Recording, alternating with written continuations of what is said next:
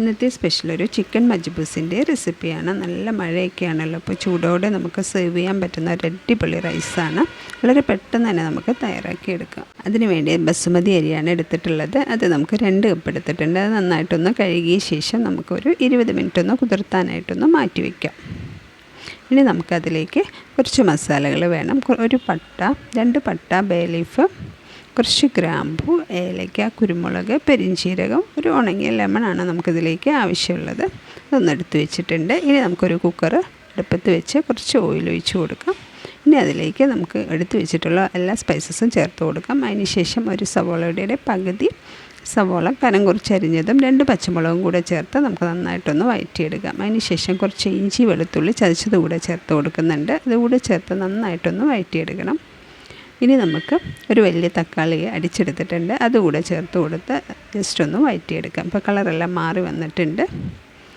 ഇനി നമുക്കതിലേക്ക് കുറച്ച് കുരുമുളക് പൊടി ചേർത്ത് കൊടുക്കുന്നുണ്ട്.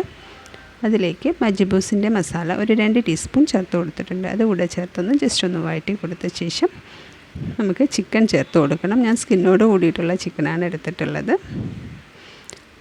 അതൊന്ന് ചേർത്ത് കൊടുക്കാം. ജസ്റ്റ് ഒന്ന് മിക്സ് ചെയ്ത് കൊടുത്ത ശേഷം നമുക്ക് ഉണങ്ങിയ ലെമൺ ഒന്ന് ചേർത്ത് കൊടുക്കുന്നുണ്ട്.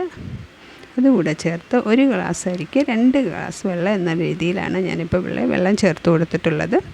അതുകൂടെ ചേർത്ത് കൊടുത്ത് നമുക്ക് ആവശ്യത്തിനുള്ള ഉപ്പ് കൂടെ ചേർത്തൊന്ന് മിക്സ് ചെയ്ത ശേഷം കുക്കറൊന്ന് അടച്ച് വെച്ച് വേവിക്കാം. പ്രഷർ ഇട്ട് കൊടുക്കുന്നില്ല, ജസ്റ്റ് ഒന്ന് വേവിച്ചെടുക്കുകയാണ്. ഒരു 5 മിനിറ്റ് നമുക്കതൊന്ന് വേവിച്ചെടുക്കാം.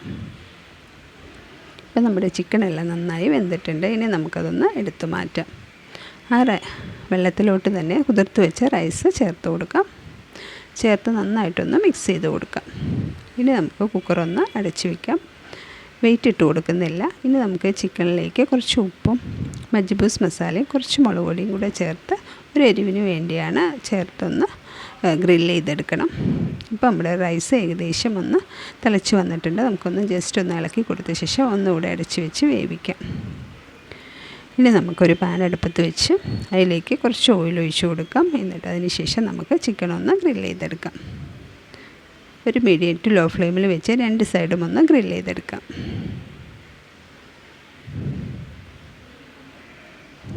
ഇപ്പോൾ ചിക്കനെല്ലാം അത്യാവശ്യം ഒരു സൈഡ് നന്നായി വെന്ത് വന്നിട്ടുണ്ട്.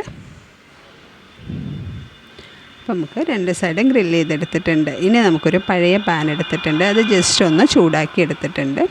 ഇനി അതിൻ്റെ മുകളിലേക്ക് നമ്മുടെ കുക്കർ വെച്ച് കൊടുത്ത ശേഷം നമുക്ക് ഗ്രില്ല് ചെയ്ത് വെച്ച ചിക്കനും കൂടെ അതിൻ്റെ മുകളിൽ വെച്ച് കുറച്ച് മല്ലിയില ചേർത്ത് കൊടുക്കാം. ഇപ്പോൾ നല്ല ഫ്ലെയിമിലാണ് നമ്മൾ വെച്ചിട്ടുള്ളത്. അടിയിലൊരു പാൻ ഉള്ളതുകൊണ്ട് ഹൈ ഫ്ലെയിമിൽ വെച്ചാണ് നമ്മൾ ചൂടാക്കിയിട്ടുള്ളത്.